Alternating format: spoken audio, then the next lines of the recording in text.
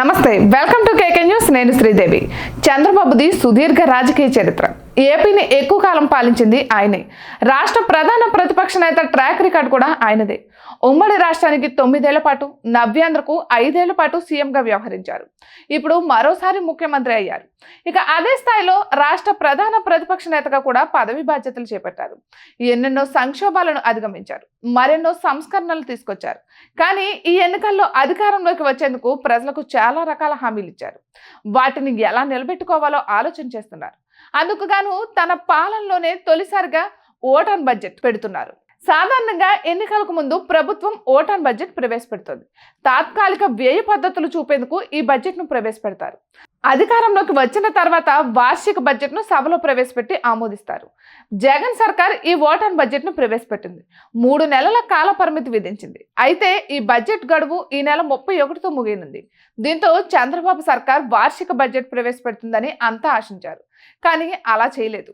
Vote on బడ్జెట్ను మరో 2 నెలల పాటు పొడిగించేందుకు చంద్రబాబు సర్కార్ నిర్ణయం తీసుకోవడం విశేషం.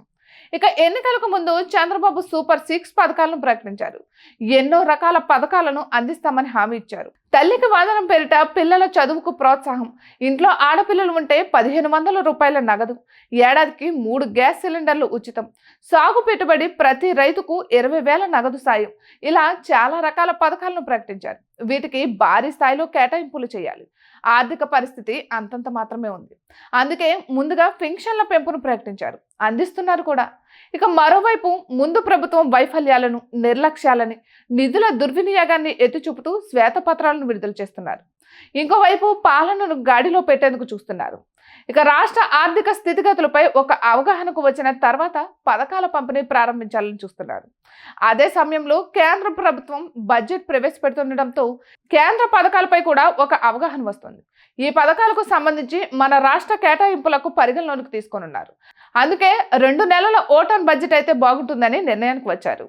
ఇటువంటి మరెన్నో వీడియోస్ కోసం కేకే న్యూస్ తెలుగు ఛానల్ని సబ్స్క్రైబ్ చేసుకోండి.